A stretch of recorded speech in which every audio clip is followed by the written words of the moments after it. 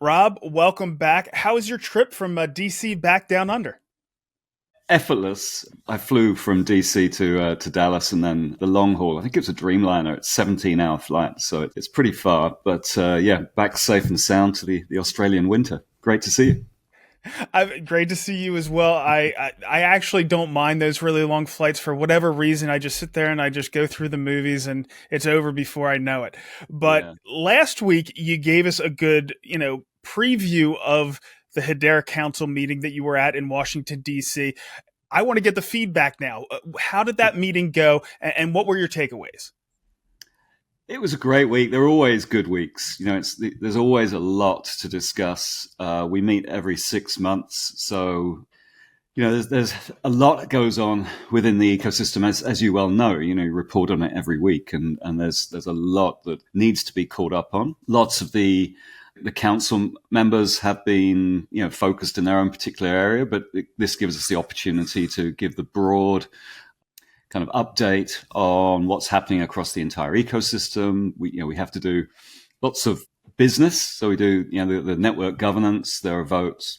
So it's only 2 days, so it's Thursday and Friday, but we met on the Wednesday as well. The leadership team usually meets in advance, and that's the board of directors for Hedera, the Hedera Council rather, and the leadership team, so the committee chairs, and invited some of the ecosystem partners, senior leadership as well. And that's like a preparatory meeting to kind of ensure that we're hitting all the right marks during the rest of the week. But we also did a Hyro roundtable, so there's a really good update from the Hyro team on a lot of the progress there. The repos all being open sourced now, so I think that work is now complete. And some of the key HIPs that are coming through. So all the HIPs, the Hedera improvement proposals are now Hyro improvement proposals. So that process is now all comes through Hyro, as it should do. And then the HIPs that are adopted into the Hedera stack, currently all of them have been, then come through TechCom and get voted and approved by the council itself. So that was a really interesting kind of update, I think, for a lot of the council who may not have been as close to the Hyro project as others. And then in the evening, we had a joint networking reception with the Global Blockchain Business Council, GBBC, at the Smithsonian Portrait Gallery, which is just an amazing venue. Yeah, and there's lots of networking to be done. I got a chance to take a walk around. I love art, so I got a chance to take a look around the portraits as well. So that was great. And then we got into the business proper on Thursday. We always look at the network governance, how the committees are operating, or each of the committees. So UseCom, TechCom, CoinCom, and MEMCom, all the chairs presented what they'd been doing over the last 6 months. Some of us had votes to present. So, proposals or recommendations rather from the committees for the council to vote upon. And there was a report from the management team as well. And then we got into some really interesting kind of updates around Hedera 2.0, how that had been progressing, how fast some of those implementations were going, some, that are still to be implemented. And then further to that, we got into more management reports before going out to having a council dinner that night. So, Rob, I do want to get into that. You said that you had some of the ecosystem partners come in. I'm curious because I've seen the execution coming from the Hedera Foundation. I'm really happy with what we saw, come out with Vera, with some of the stablecoin infrastructure that's been put in place, some of the things we're seeing come out of ETFs. The only leadership member of that team that I see on a regular basis communicating is Greg Bell. We haven't seen, and I understand this is probably because Charles is back-to-back meetings trying to continue to execute, but you got the opportunity to probably hear him lay out some of his vision, how things are going and so forth. Can you give us any feedback on that? Yeah, obviously, he was reporting to the council, so I can't give you details, but the general sense was that it's all being implemented according to plan. There are some, any pure Sun Tzu, right? any battle plan never survives contact with the enemy. And, and when you try and implement a plan and you get into the details, some things don't really work out as previously expected and have to be worked around. But the general themes of Hedera 2.0 are being implemented. Charles was very upbeat. In fact, the tone of the entire council week actually was a lot more upbeat, a lot more collegiate, leaning into the future than I'd actually experienced in the last 3 council meetings, in-person council meetings. So it was a much more uplifting and energetic set of meetings through the week. So, I mean, that was an incredibly positive sense, and that was coming from Charles as well. Greg was there. I talked to Greg a lot. I mean, there's a lot going on that front, right? There's an awful lot going on, and that Greg's involved with. So I think that's probably why you see a lot more of him. He's a lot more vocal. But that doesn't mean that the remit under Hedera 2.0 to be a lot more retail focused and isn't being implemented. That's absolutely being followed through on as well. What are people generally most excited about? And that could be different verticals, that could be AI, or whatever sparked that excitement that you were talking about, that shift in tone that you saw. What were people excited about? Well, I think it was a lot more about a sense of, even though these are different independent organizations, remember this is the first meeting that we'd had under the new administration, and we were sat there, quite deliberately actually sat there in the seat of US power. There had been some of the leadership team had gone to Capitol Hill, had been, spoken to some of the congressmen. There's clearly some very strong tailwinds with this administration. So that kind of has added to a sense that we're not battling all the time in the Web3 space. And each of the organizations is fulfilling its role now. It's taken a little while for some of them to actually find that role and find their role within the wider ecosystem. But that's now coming together, and with Hyro and with HashSphere and with the foundation under Hedera 2.0 and THA kind of implementing some excellent projects. It's all an ESF as well. We mustn't forget the Exponential Science Foundation. They're all kind of finding their niche and contributing to a whole in a far more collaborative way. So there was a lot of discussion around that. How independently they could contribute to the whole without there being any centralized control. And when we went into the second day. And to answer your question, that there was a sense that although Hedera has this very broad front, as we know, with these native services which can be implemented into all sorts of different use cases, the real themes of this year, and you will have heard this coming out of a lot of the narrative, is around AI and tokenization. So it's the trust layer for AI. And tokenization, which includes stable coins and real world assets and the Guardian tokens. So those things are, the real focal points. So that those are rallying cries that we can all, gather around because they kind of really, really make sense. And they make sense to Hedera as well. And from a governing council perspective, everyone's very keenly involved in how AI is going to both disrupt and enhance their businesses. So, having that convergence of the top of mind emerging tech with a trust layer, which we're all, intimately involved in is a really interesting convergence for every council member in many different ways, depending on their particular use cases. And of course, tokenization with, like I said, with that range of different capabilities kind of fits into all these use cases as well. So, I think that's what we will see coming out of, the next 6 months or so in the enterprise space. And obviously there's a lot of retail end application as well, as we've seen. The AI studio has largely been driven out of retail end innovation and being brought together, which is quite amazing as well. I've been dipping into that a lot. So we discussed all that, and then we had some great presentations. There was a presentation by Vera, so got to meet the Vera CTO for the first time, and Wes presented quite a lot around tokenization. Serge, who's one of the developer advocates at Hashgraph, who we know and love, presented the asset tokenization studios. So there was a great deal of interest in how those could be applied within our governing council use cases. And then there's a whole AI stream as well, which was super interesting. Well, talking about AI, and this came out last week. I was really curious around the Equity Lab use case, of course, which is leveraging the chips of NVIDIA and Intel. Who are going to be their first customers?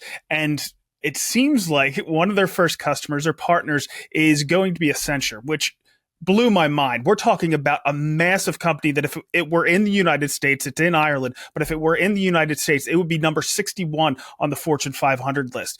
What are your thoughts about that just came out, and it came out actually while you were at this meeting? Yeah, and I spoke to Paul Rapino and Greg specifically about this. I know Accenture very well, having been working in the financial service industry for decades. Accenture have been around providing systems integration and technology consulting for all that time. You said they're out of Ireland, but I think that's a tax positioning. They are a massive international business with huge. I don't know how many tens of thousands of people they have globally. 750,000. There you go. There you go. 750,000 employees, and they are embedded in every sector, pretty much in every country. It is a massive, massive partnership.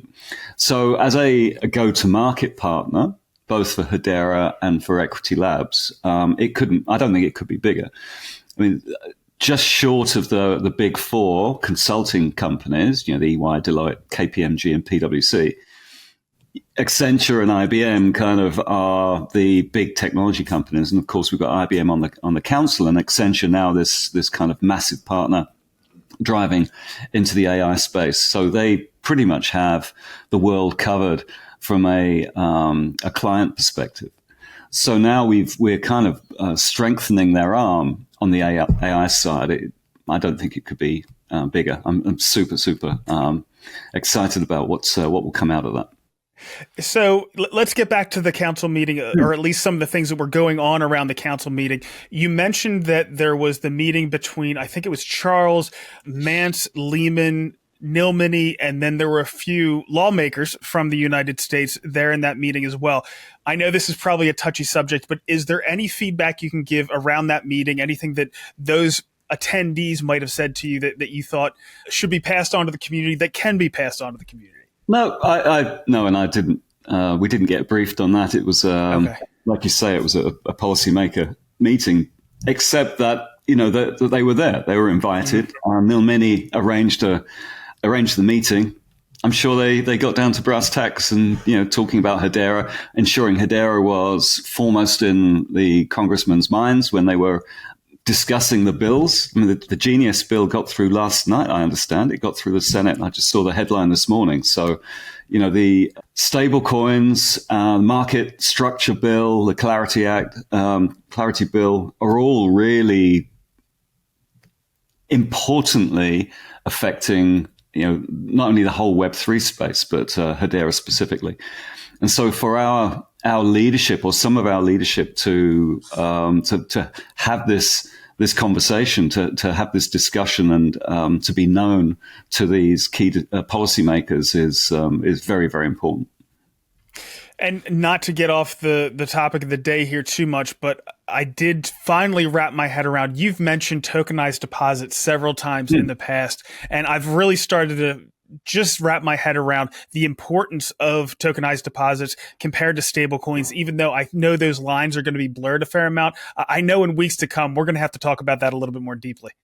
Yeah, for sure. I see it more as tokenized deposits are more like TradFi. So it's the bank's way of delivering tokens that represent money, programmable money, but they are still a claim on the bank's balance sheet. Whereas stable coins may be bank issued, but don't have to be. and they are a claim against, fiat or other form of stable, but usually fiat, held in escrow or held in some other way to redeem. So it's still DeFi versus TradFi. Actually, in my mind, it's a fairly kind of clear split. What's very interesting for me and what we're looking at is how those things can be swapped or transferred or interchanged at next to zero risk, because every time you introduce a new type of token and you're looking to swap it or exchange it, there is a settlement risk. There's a counterparty risk that's introduced. So what are the rules that apply to that being applied? So we can talk about that, and more exotic ways of having something similar. So when we talk about money market funds being tokenized, actually what we're looking at is a yield bearing form of digital money, and then that gets super interesting. Absolutely does. Okay, so the last thing around the council meeting that I have to ask. I want to hear about any discussions around native staking. The main thing that I guess frustrated around native staking is we don't know what the reasons why we wouldn't have a little bit higher staking reward. Of course, there's thoughts around the sustainability and things like that, but I think we do have enough in Treasury to allow a little bit higher native staking reward. Are those conversations taking place? And is it just Hedera de minimis dogma that's going on here? Or are there really valid reasons to hold back on native staking rewards becoming a little bit more competitive? I wouldn't say it's dogma at all. De minimis dogma rolls off the tongue. There were no specifics around that in this particular meeting. That doesn't mean that there won't be in the next meeting in 3 months' time. But it is on the CoinCom goals for this year. So there will be no doubt ongoing conversations about it. I can't say any more than that. All right, fair enough. Let's jump into a few community questions. I know we missed them last week, so I wanted to get at least a few in. The first one comes from JRod2, who says, Hedera seems to have companies building use cases for several different industries, for example, payments, transactional Internet of Things, AI, and so on. Do you have any thoughts on which one will be the industry that Hedera will dominate? Rob, I actually think we're making some really good progress where we could put a pretty good foothold in a few of these different places. But I have one in the back of my mind that I think Hedera has created the most impressive moat, and that's refi. But what are your thoughts? Well, regenerative finance obviously is a unique proposition for the Hedera network, and we've seen that be just in the last few weeks. I think we talk a lot about the Vera announcement, but the Vera being implemented via Olcott as a first step, and they've got 100 methodologies in the Vera. Like I said, I was talking to the CTO. They will be implementing all of those methodologies as guardian policies, over a period of time. And Vera is the biggest registry and standards organization on the planet for sustainable methodologies. So that is a pretty huge announcement. But there are, I was talking about, and it's not a but, it's an and. There are many other verticals that, we've been talking about for, the last year or so, Deepin, for example. But AI and tokenization, like I said earlier, really seem to characterize the really big thrusts for that next kind of layer of capability that we're building into and we're enabling across the board. I don't know whether you want me to get into any of those individually, or you've got another way of taking that question. I mean, we can, the transactional Internet of Things, the likes of SealSQ, but also the range of real world use cases seem to be, ever growing. I think we need to see how the AI thing works out. We're certainly participating with Coinbase on some of their payment standards around AI and payments on the internet. I think the way this question should be framed is which one of these verticals does Hedera have the biggest lead in, or those kind of things. I think that Hedera competes well across the board, whether it's payments, whether it's transactional Internet of Things. Great things happening as far as CLSQ. I know they have 26 million or 27 million smart meters that are being installed that are ready to be used with their new Seal coin for those transactional Internet of Things. They just announced an additional 30 million smart meters in Southeast Asia, so they're expanding that one little space that they're working in. But I know they're going after a lot of others as well. But I think in some of these other spaces, we have a lot of competition, where in refi, not so much. It seems like Hedera is really the tip of the spear as far as innovation between DLT and refi. Yeah, but remember, the uniqueness of the Hedera network and the hash graph algorithm enables us to really drive a lot of differentiation from the other layer ones. And, refi, we've been investing in and building out for 4 years now or more. And it takes that time really to really establish a lead in any one of these verticals. I honestly think, and as I've said many times, stable coins and payments capability on Hedera is a differentiator, because you can get that super low, super predictable cost at a micropayments level. So, but that is taking a while. I mean, I'm frustrated myself at how long it's taking to actually establish the use cases where value can flow in that way that micropayments allow for. Whether that's transactional Internet of Things or whether it's a different type of use case, I don't know.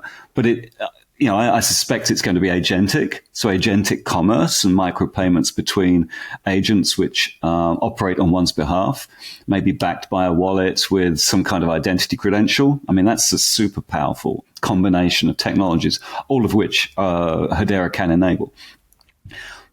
But these things take a while. Like the refi, we're just seeing the big announcements. Vero took a very long time to get across the line, because they'd been burned in the past by tokenization of carbon credits in a way that was not trusted or verifiable, or all the things that Hedera brings.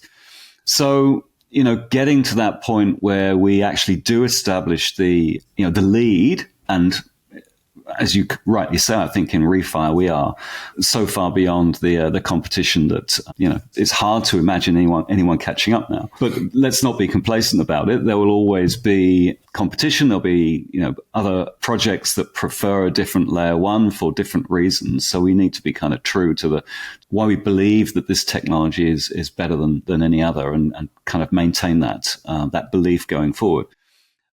The payments, micropayments, AI are further behind on that, I think, because the technologies and the use cases themselves aren't as well formed, as well developed, and are kind of leading into areas where there isn't a very clear problem to be solved. Carbon markets were broken. There's a very clear problem to be solved in carbon markets, and it still took 4 years to establish a new way of doing it, which is what Wes and the Guardian team have now enabled. But where there aren't clear problems to be solved, or where we're looking and casting around for real use cases, real world use cases, which generate entirely new business models, maybe, that takes a little bit more time. But they're coming. They're emerging.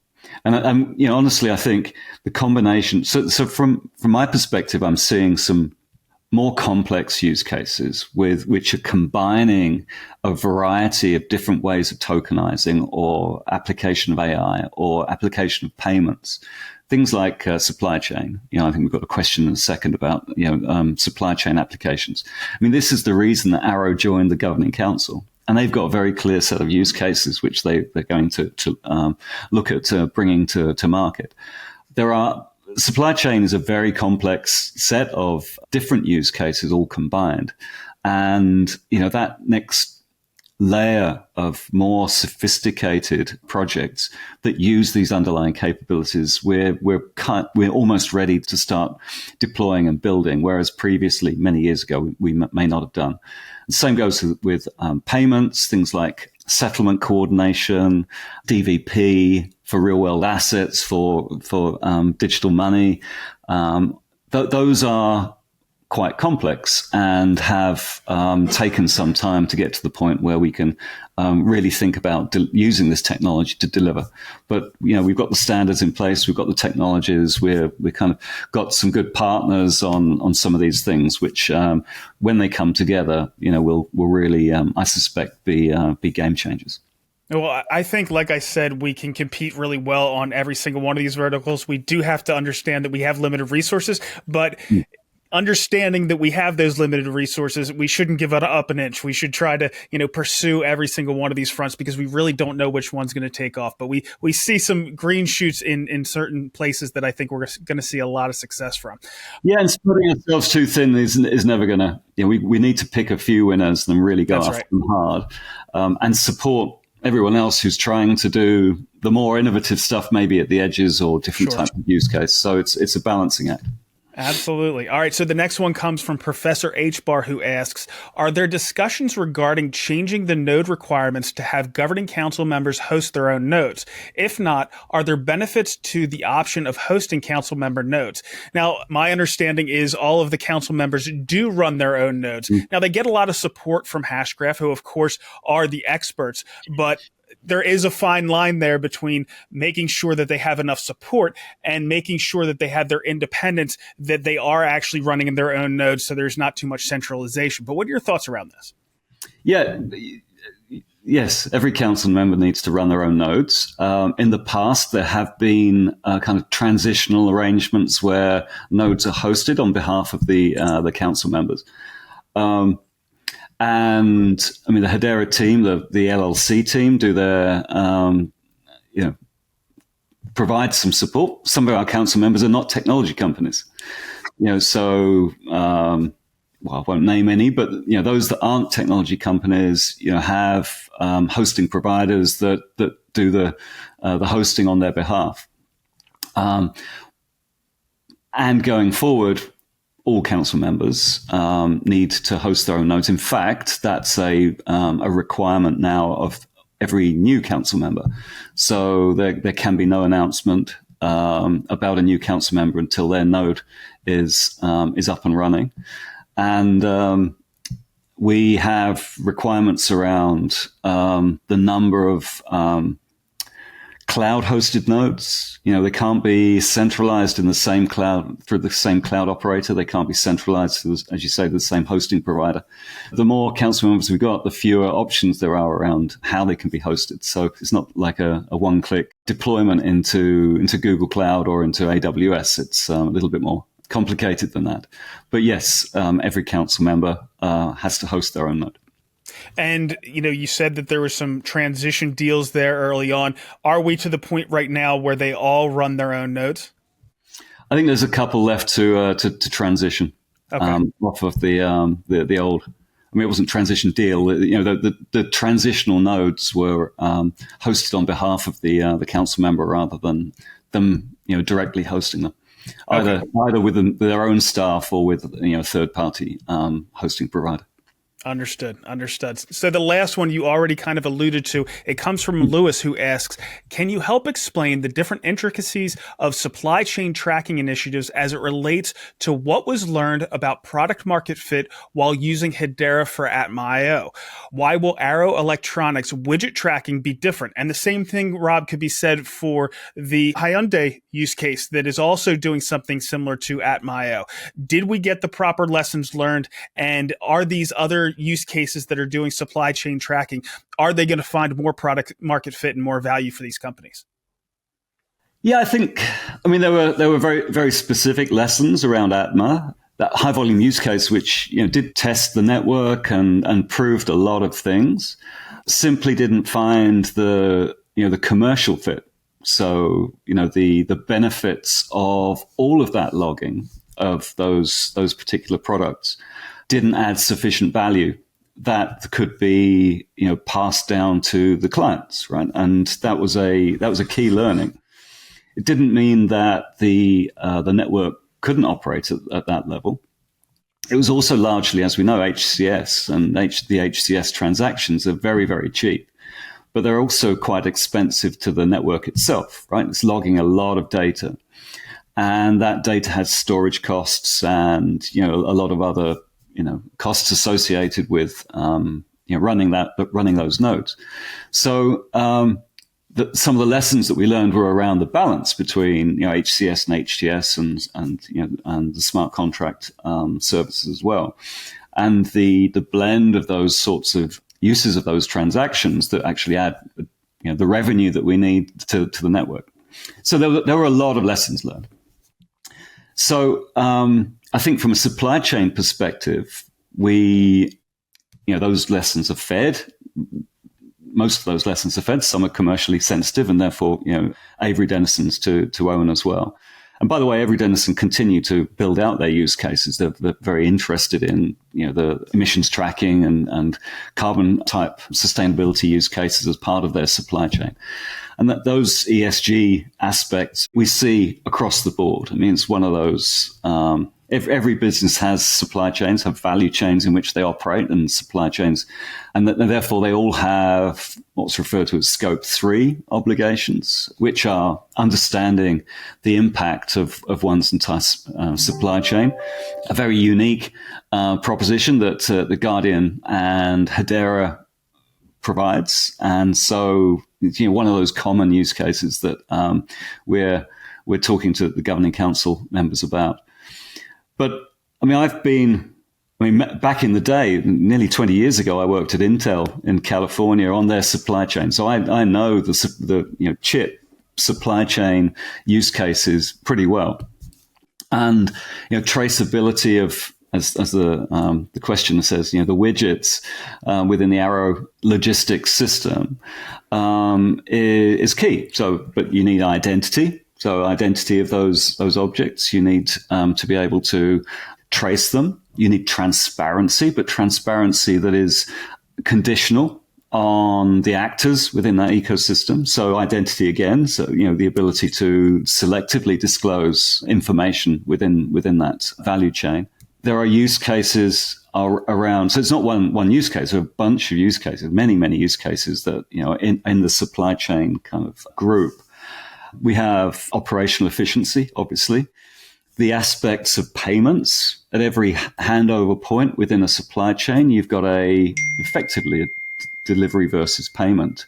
So operational efficiency use cases which allow for the reduction in friction along every handover point. There are use cases around cross-border exports, customs and control, and ports, which are very complex points of convergence, which have lots of friction, and there's use cases around things like trade finance and bills of lading, and then there's risk, ways of reducing risk across this whole supply chain. So with Arrow as an example, there's a range of use cases that we can look at that will contribute to what is referred to as a supply chain use case. There'll be many things, and some low hanging fruit that we can address almost immediately, and then build out and build on top of that as we go, knowing and trusting that this base layer that we have will support them all. So I think some of the lessons learned from ATMA previously are that Hedera will scale according to all of our wishes. That the sustainability use cases are definitely consistent and common when you've got multiple parties, Scope 3, and every party in that supply chain needs to understand their part in that kind of chain of Scope 3 impacts, and that each of the actors within the ecosystem has a range of different use cases that they will contribute to it. So, like I said earlier, we're at that point where we've got all the Lego bricks, we've got all the components that are now composable in particular ways for quite sophisticated sets of use cases like supply chain.